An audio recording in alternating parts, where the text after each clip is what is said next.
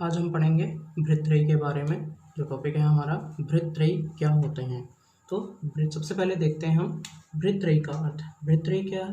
भृत्रयी में से बृहत का अर्थ होता है महान। बृहत का अर्थ क्या बताया गया? महान या कोई चीज़ बड़ी होती है, बड़ा। और त्रयी का अर्थ होता है तीन। त्रयी का अर्थ होता है तीन। तो आयुर्वेद के 3 महान ग्रंथों के समूह को भृत्रयी कहा जाता है। क्या मीनिंग हुआ? भृत्रयी अलग अलग हमने करके देखा। बृहत का अर्थ क्या है? हमने कहा महान, और त्रयी मतलब 3।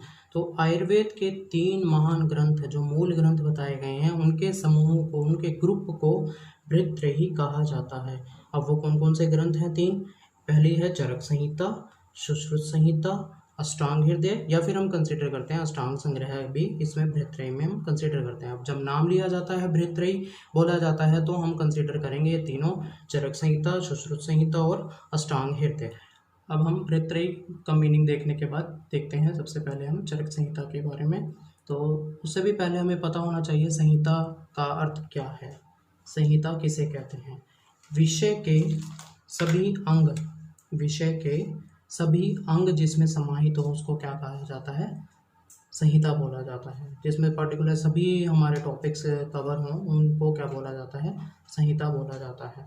तो अब हम जो चरक संहिता है उसका निर्माण स्तर क्या है, चरक संहिता बनी कैसे है, उसके बारे में देखते हैं। ये जो सबसे पहला पॉइंट है, मूल उपदेष्टा। उपदेश करने वाले कौन थे? पुनर्वसु आत्रेय। सबसे पहले किसने दिए जो उपदेश दिया था चरक संहिता को, वो किसने दिया था? पुनर्वसु आत्रेय। जब हमने देखा था आयुर्वेद अवतरण में भरद्वाज के बाद, जब भरद्वाज के बाद किसने आयुर्वेद का ज्ञान प्राप्त किया? पुनर्वसु आत्रेय ने ज्ञान प्राप्त किया था। और फिर उसके बाद पुनर्वसु आत्रेय ने अपने शिष्यों को वो ज्ञान दिया था। तो वो उपदेष्टा कहलाते हैं। मूल उपदेश देने वाले कौन हैं? पुनर्वसु आत्रेय। और उनका काल रहा 1000 ईस्वी पूर्व कहा जाता है उनका काल। दूसरा क्या है? तंत्रकर्ता। तंत्रकर्ता मतलब जिसने तंत्र का निर्माण किया था, जिसने किसी शास्त्र को बनाया था, किसी ग्रंथ को बनाया था, वो क्या है? तंत्रकर्ता। कौन है? अग्निवेश है तंत्रकर्ता। और उनका काल भी 1000 ईस्वी पूर्व बोला जाता है। और इन्होंने क्या किया? अग्निवेश तंत्र का निर्माण किया। जो चरक संहिता है पहले उसका नाम था अग्निवेश तंत्र, जो प्रेजेंटली चरक संहिता के नाम से प्रसिद्ध है। उसके बाद अग्निवेश तंत्र बनाने के, अग्निवेश ने जब तंत्र का निर्माण किया तो अग्निवेश तंत्र कहलाया वो। तब उसके बाद प्रतिसंस्कर्ता कौन था? चरक, जिसने प्रतिसंस्कार किया अग्निवेश का, अग्निवेश तंत्र का जिसने प्रतिसंस्कार किया वो कौन था? चरक। प्रतिसंस्कार क्या होता है? प्रतिसंस्कार का मतलब होता है कि जो कुछ संक्षिप्त विषय, संक्षिप्त मतलब शॉर्ट में जो विषय हैं उनको इलेबोरेट करना, विस्तार में बताना, और विस्तार से कहे गए विषयों को कम करना, संक्षिप्त में बताना। तो वो क्या कौन करने वाले होते हैं? ये इस प्रोसेस को हम क्या कहते हैं? प्रतिसंस्कार कहते हैं। और उनको प्रतिसंस्कर्ता बोला जाता है जो इनको करने वाला होता है। तो अग्निवेश तंत्र का प्रतिसंस्कार किया आचार्य चरक ने, और इनका काल है 200 ईस्वी पूर्व, जो कि शुंग काल कहा जाता है। और संपूरक, संपूरक कौन है? जिसने कंप्लीट किया, जिसने कंप्लीट किया चरक संहिता को, वो कौन है? आचार्य दृढ़बल। और इनका काल बोला जाता है चौथी शती गुप्त काल। चरक संहिता के निर्माण स्तर के बाद अब देखते हैं हम चरक संहिता के स्थान और अध्याय। कितने चरक संहिता में कितने स्थान बताए गए हैं और कितने अध्याय बताए गए हैं। तो चरक संहिता में हमें 8 स्थानों का वर्णन मिलता है, और उन 8 स्थानों में 120 अध्यायों का वर्णन मिलता है हमें। तो पहला जो क्या है उसमें, पहला स्थान है सूत्र स्थान, दूसरा निदान, फिर कौन सा आता है? विमान स्थान, शारीर स्थान, इंद्रिय स्थान, चिकित्सा स्थान, कल्प स्थान और सिद्धि स्थान। तो ये 8 स्थानों का वर्णन हमें चरक संहिता में मिलता है। अब देखते हैं इन स्थानों में कितने कितने अध्याय हैं। सूत्र स्थान में 30 अध्यायों का वर्णन मिलता है, निदान में 8 स्थानों का वर्णन मिलता है, विमान में भी हमें 8 स्थानों का वर्णन मिलता है, शरीर में 8 स्थानों का वर्णन मिलता है, इंद्रिय स्थान में 12 स्थानों का वर्णन है, चिकित्सा में 30 और कल्प और सिद्धि में 12-12 अध्यायों का वर्णन मिलता है। और टोटल कुल कितने चैप्टर्स हो गए? टोटल संहिता में 120 चैप्टर्स हमें देखने को मिलते हैं।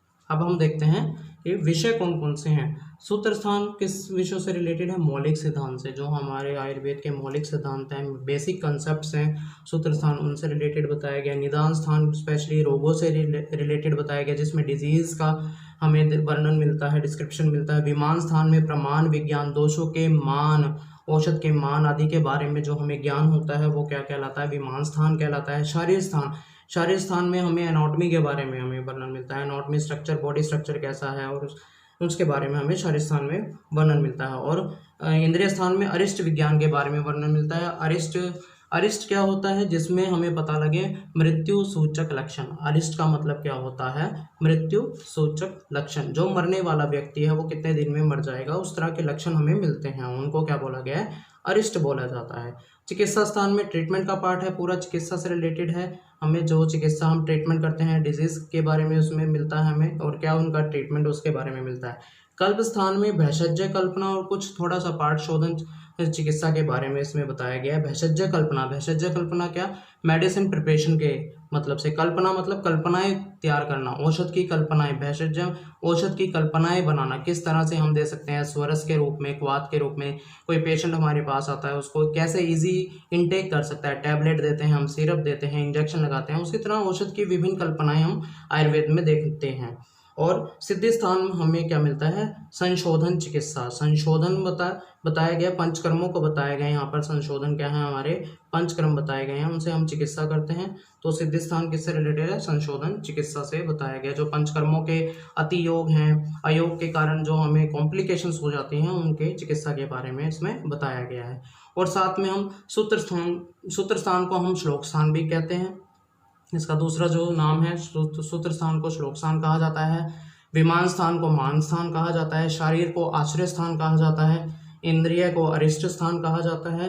चिकित्सा को औषध स्थान और कल्प को विकल्प स्थान कहा जाता है। तो ये कंपटीशन के पर्पज से बहुत इंपॉर्टेंट है ये वाला पार्ट जो है, कि दूसरे नाम क्या है, हम किस सूत्र स्थान को किस नाम से जानते हैं, विमान स्थान का दूसरा नाम क्या है, इसमें कितने विशेष आते हैं, ये सारा का सारा कंपटीशन के पॉइंट ऑफ व्यू से इंपॉर्टेंट है। बहुत बार पूछा जाता है सूत्र स्थान में कितने अध्याय हैं, तो इस तरह के क्वेश्चंस बहुत बनते हैं इस टॉपिक में से। चरक संहिता के स्थान और अध्याय देखने के बाद अब देखते हैं दृढ़बल द्वारा पूरित अध्याय। दृढ़बल द्वारा पूरित अध्याय, जब हमने देखा निर्माण स्तर में हमने बोला था कि संपूरक कौन है, दृढ़बल है। संपूरक मतलब कुछ चैप्टर्स उन्होंने ऐड किए थे दृढ़बल ने चरक संहिता के, तो वो थे टोटल 41 चैप्टर्स आचार्य दृढ़बल द्वारा चरक संहिता में ऐड किए गए हैं, तभी वो चरक संहिता कंप्लीट हुई है।